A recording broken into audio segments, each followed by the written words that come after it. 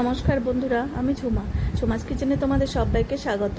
আশা করি বন্ধুরা তোমরা প্রত্যেকেই ভালো আছো এবং সুস্থ আছো, আর আমিও ভালো আছি। আজকে আমি তোমাদের সাথে রেসিপি শেয়ার করব ওল পাতা বাটা। দেখো, এটাও ওলের ডগার যে পাতাটা হয় সেই পাতাটাকে আমি ছাড়িয়ে নিচ্ছি। দেখো, এই ডগা কিন্তু তোমরা প্রত্যেকেই চেনো, ওলের ডাটা। এবার পাতাগুলোকে ছাড়িয়ে নেব। আর ওল পাতা বাটতে আমার লাগছে রসুন, 10-12 কোয়া রসুন নিয়েছি।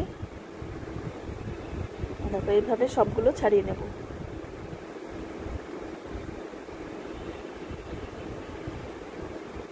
পাতাগুলোকে খুব ভালো করে কিন্তু ধুয়ে নিতে হবে।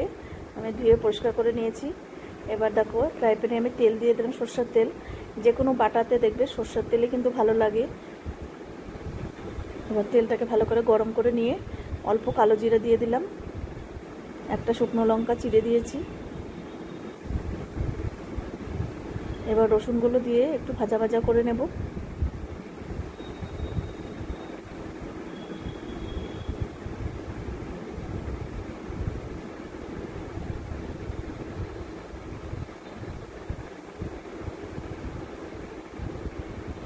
এবার 4টে কাঁচা লঙ্কা দিয়ে দিলাম। যে কোনো কচুতে কিন্তু একটু ঝাল বেশি লাগে, দেখবে, নাহলে গলা চুলকাবে। এবার দিয়ে দিলাম শাকগুলো।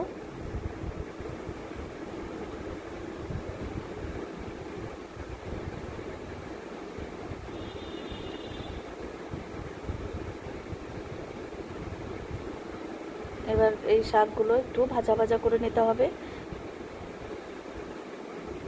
এবার স্বাদ অনুযায়ী নুন দিয়ে দিলাম, আর অল্প হলুদ। এবার খুব ভালো করে মিশিয়ে নিতে হবে।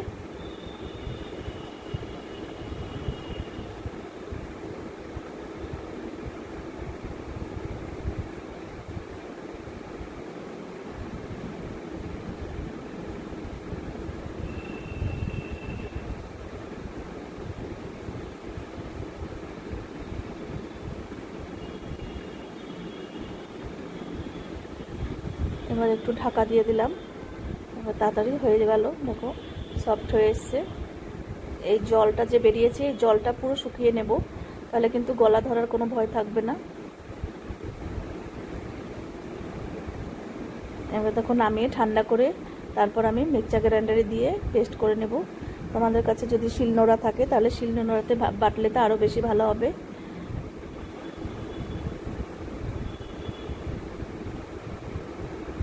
এবার পেস্ট করা হয়ে গেছে। এবার একটা ফ্রাই প্যান বসিয়ে দিলাম।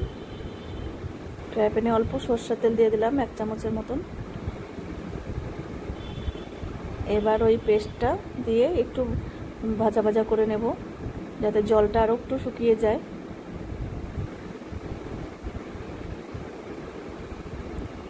তোমাদের যদি রেসিপি ভালো লাগলে অবশ্যই একবার হলো ট্রাই করো।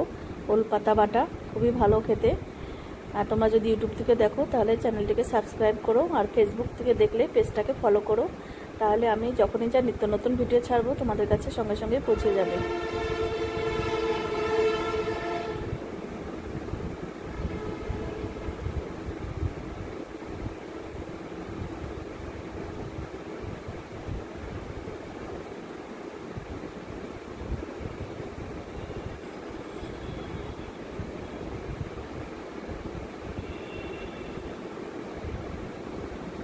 হয়ে গেছে, জলটা শুকিয়ে গেছে।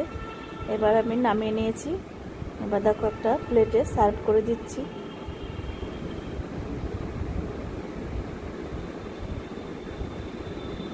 আজকে তাহলে আমি এখানেই রাখছি। এরপরের দিন আবার নতুন কোনো রেসিপি নিয়ে তোমাদের সামনে আবার হাজির হয়ে যাব।